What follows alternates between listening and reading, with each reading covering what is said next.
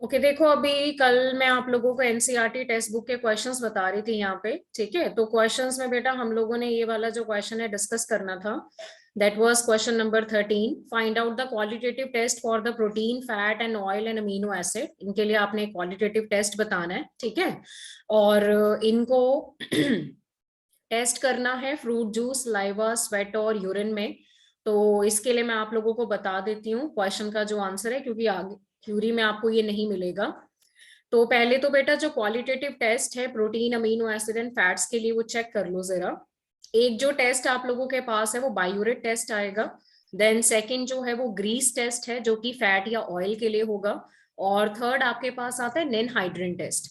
अभी देखो, बायोरेट टेस्ट जो है, बायोरेट टेस्ट बेसिकली होता है प्रोटीन के लिए, कि अगर प्रोटीन की प्रेजेंस को हमने टेस्ट करना है तो उसके लिए जो हम यहाँ पर यूज करेंगे वो बायोरेट टेस्ट है। और फैट या ऑयल के लिए ग्रीस टेस्ट होगा।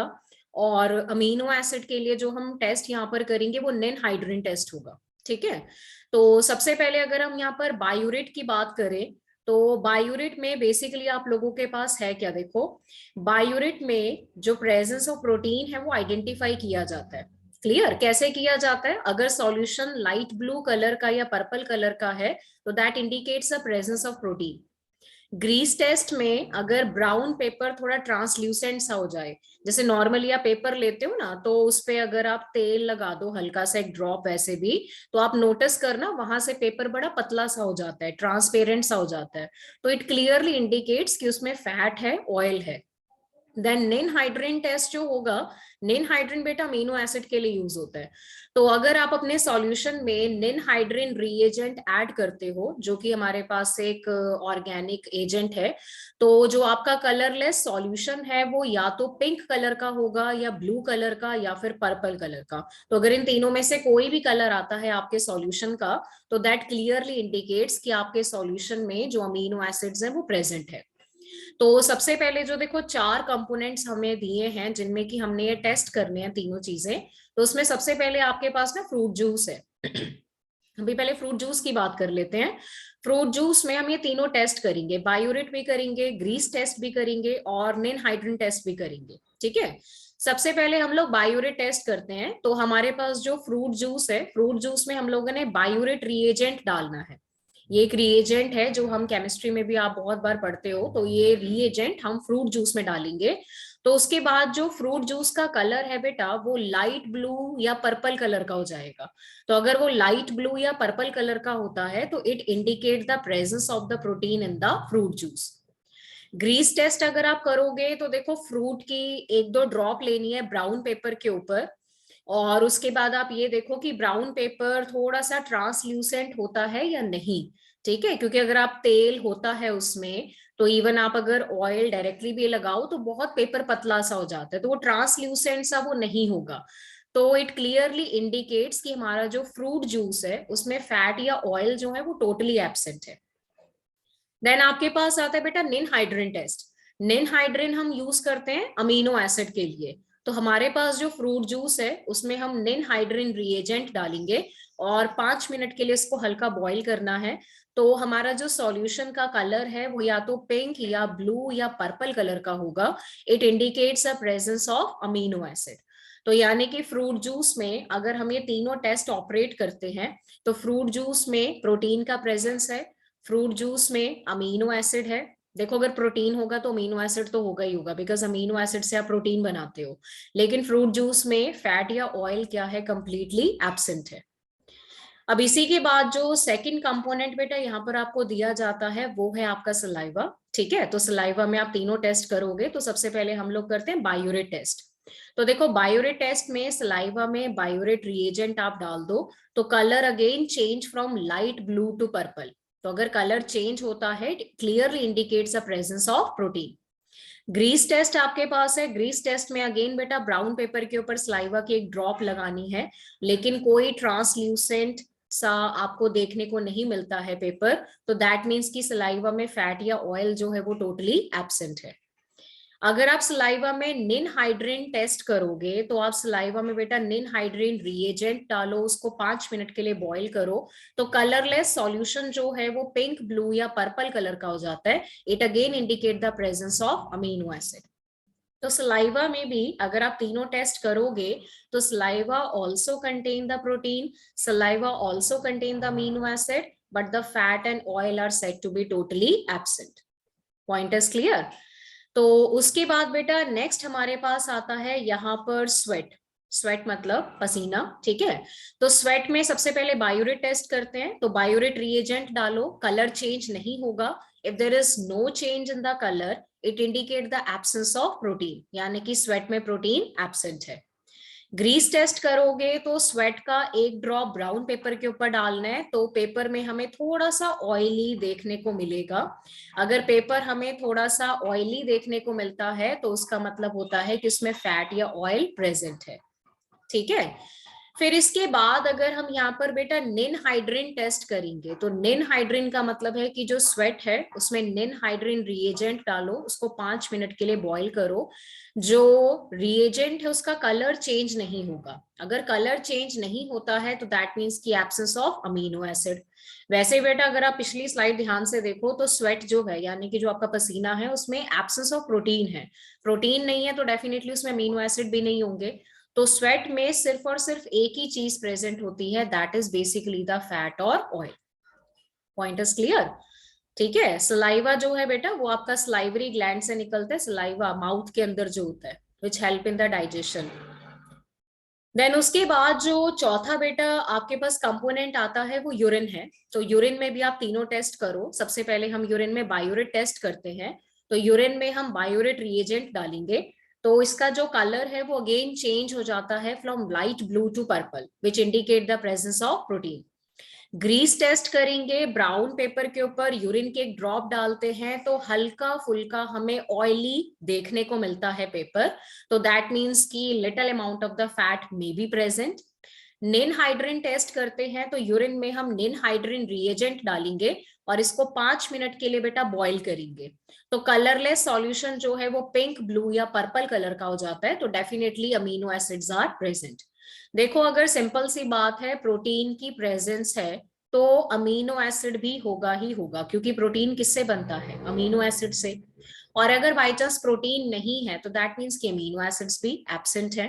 क्लियर। तो यूरिन में प्रोटीन प्रेजेंट है, अमीनो एसिड प्रेजेंट है, फैट में और में नॉट बी प्रेजेंट।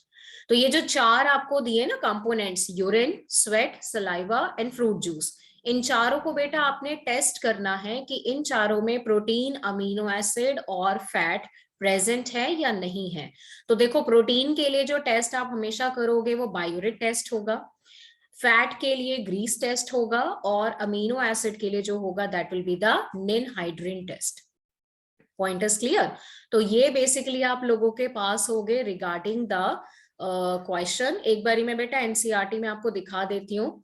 आपके पास अगर एनसीईआरटी की बुक है तो अपनी बुक के लास्ट में जाके टेक्स्ट बुक क्वेश्चन चेक करो, उसमें ये 15 आपको टेक्स्ट बुक क्वेश्चन दिए हैं।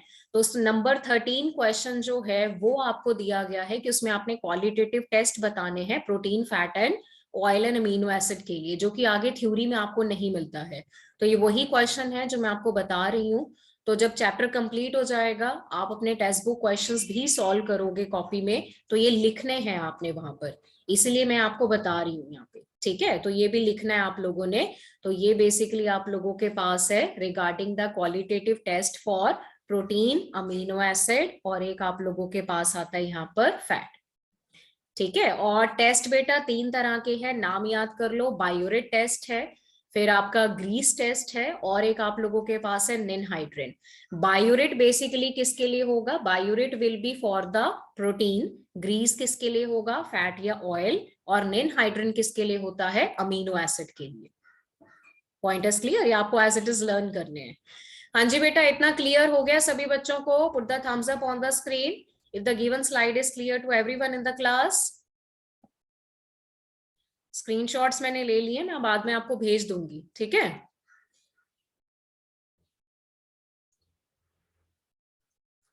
चलो बेटा, ये तो हमारे पास हो गए यहाँ पर टेस्ट। अब हम चलते हैं हमारे नेक्स्ट पॉइंट के ऊपर।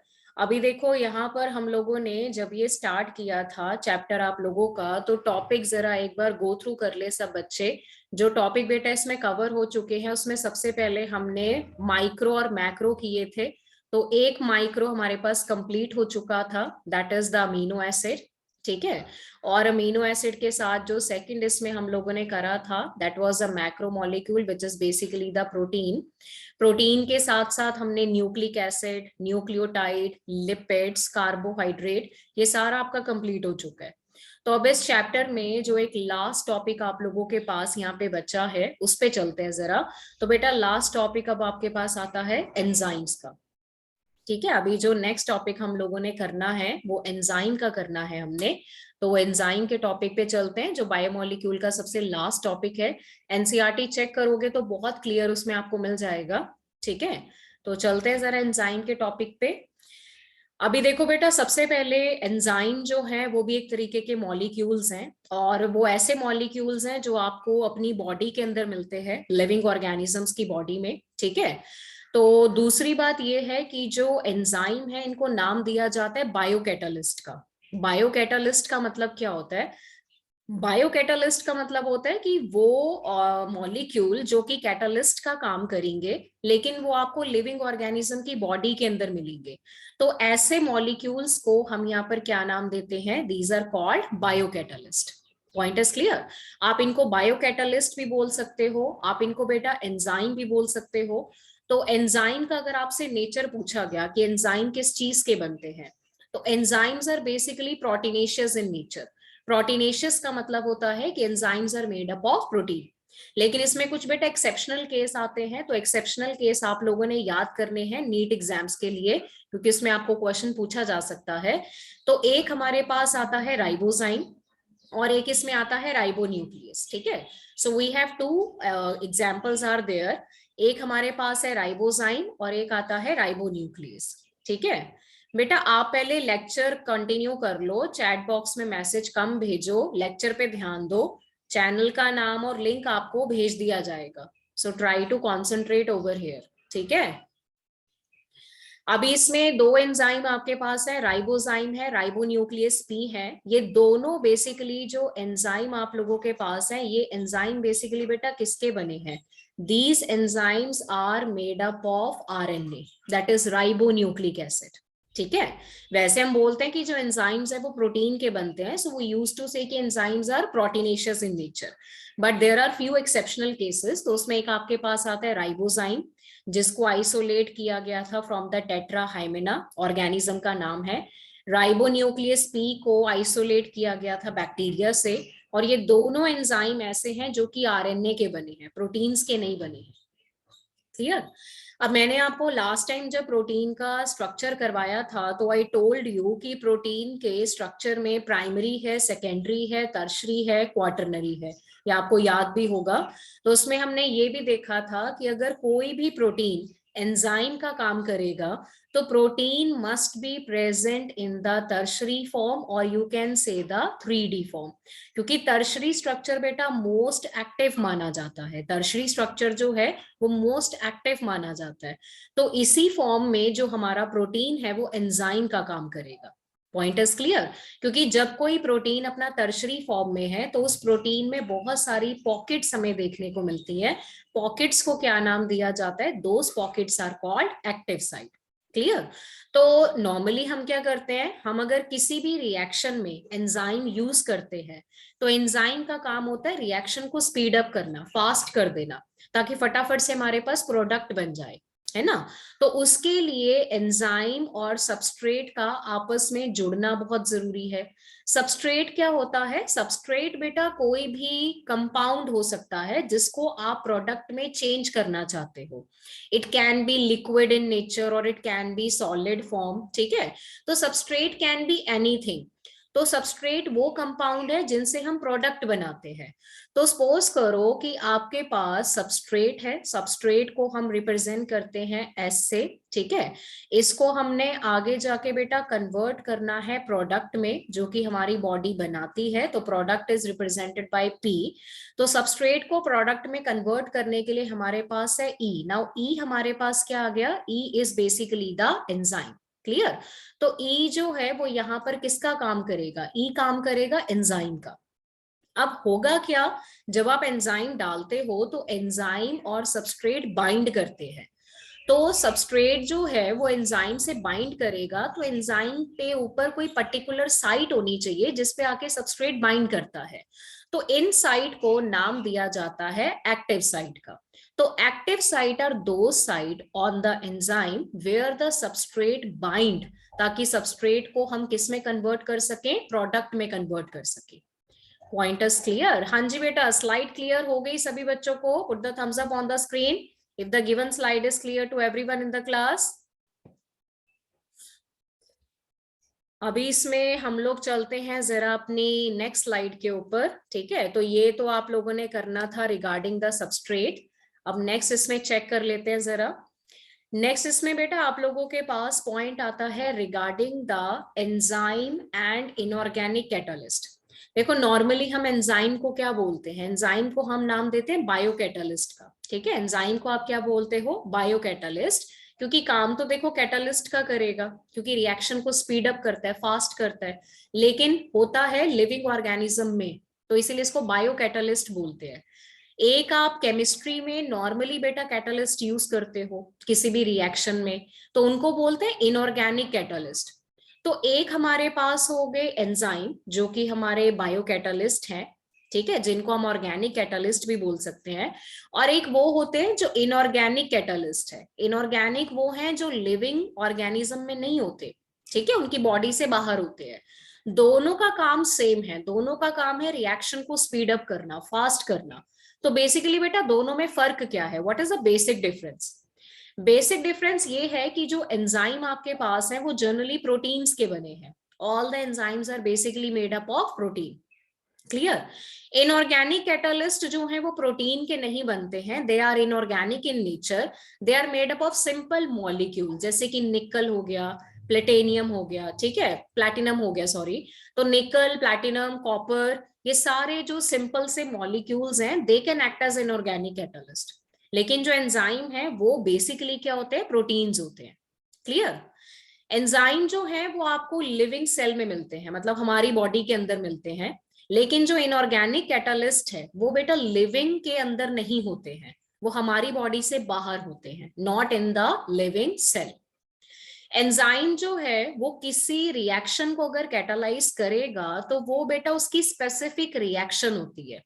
जैसे फॉर एग्जाम्पल आपने किसी एंजाइम को एक पर्टिकुलर रिएक्शन के लिए यूज किया, तो दैट डजंट मीन कि आप उस एंजाइम को किसी और रिएक्शन में भी यूज कर लो, बिकॉज एवरी एंजाइम अपनी रिएक्शन के लिए स्पेसिफिक है। अगर वो किसी रिएक्शन को कैटालाइज करेगा तो वो सिर्फ उसी को ही करेगा, वो सबको नहीं कर सकता, क्योंकि एंजाइम का नेचर कैसा होता है? स्पेसिफिक होता है।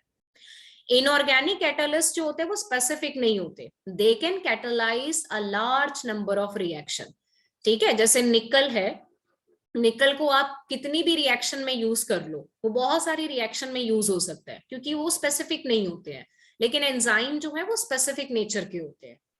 Is it clear?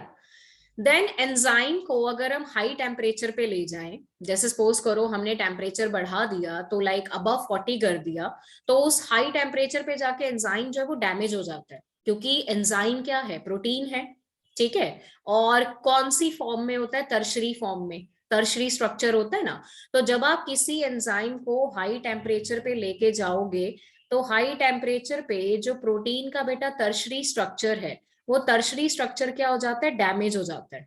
तो अगर टर्शरी स्ट्रक्चर प्रोटीन का डैमेज हो गया तो फिर वो एंजाइम का काम नहीं कर पाएगा, इसीलिए एंजाइम जो है वो हाई टेम्परेचर पे काम नहीं कर पाते। क्लियर?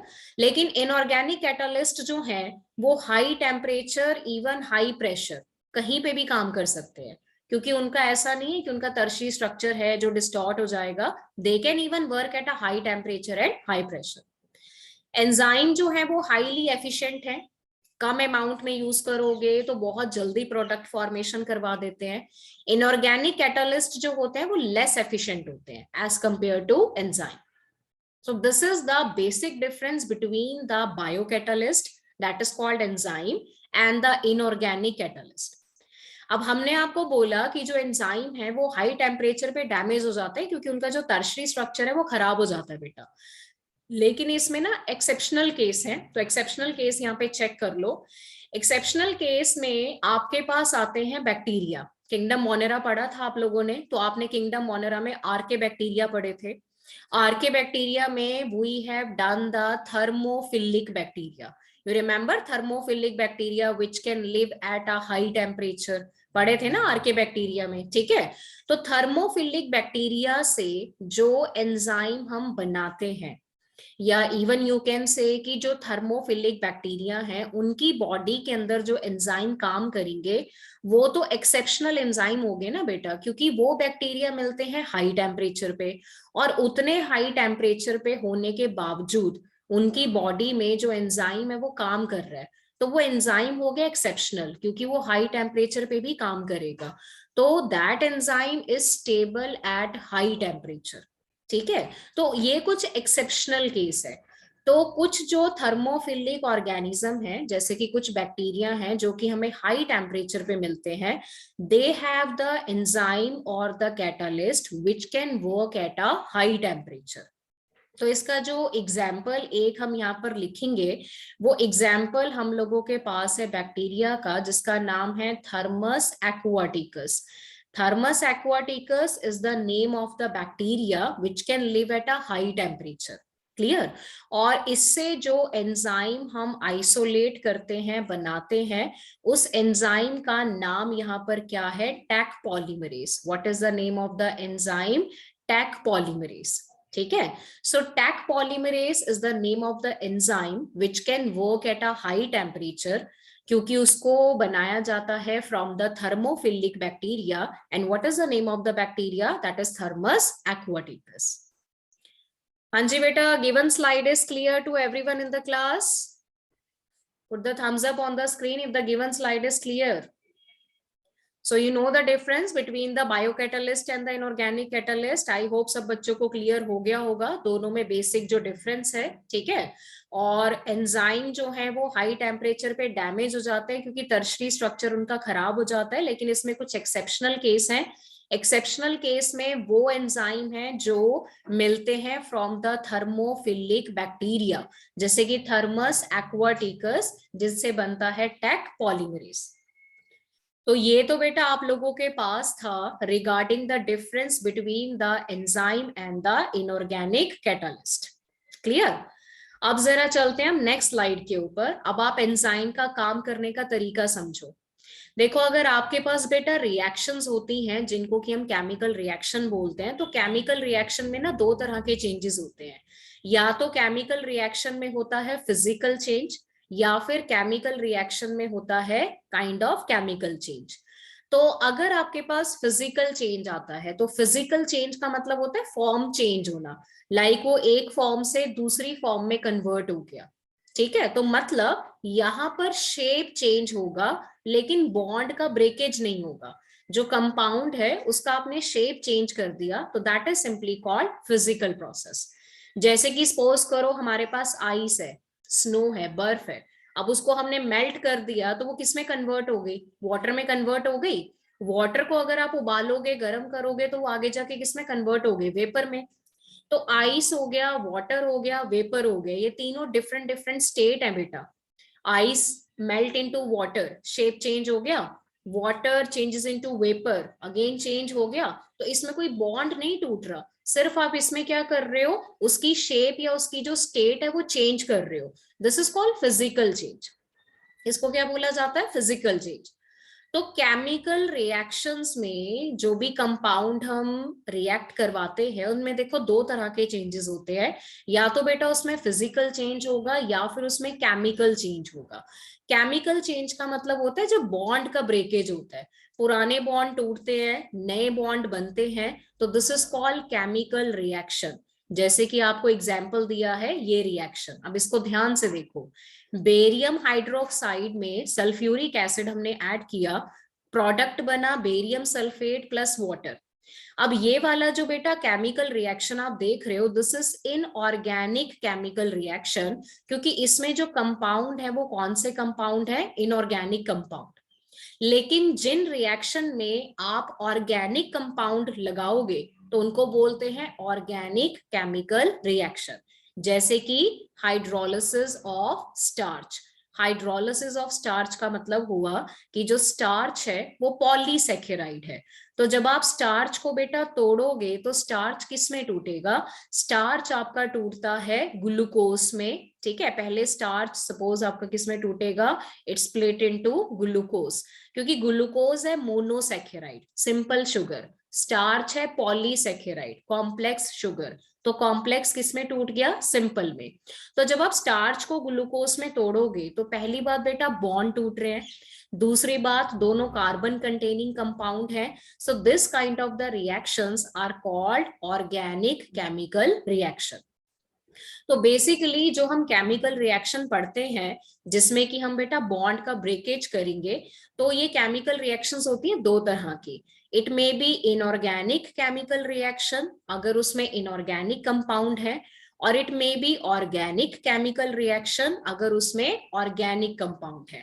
डिपेंड करता है ना आपकी रिएक्शन में कौन सा कंपाउंड है, इनऑर्गेनिक है या फिर इनऑर्गेनिक है, ठीक है। तो उस हिसाब से आप या तो उसको इनऑर्गेनिक केमिकल रिएक्शन बोलोगे या फिर उसको ऑर्गेनिक केमिकल रिएक्शन।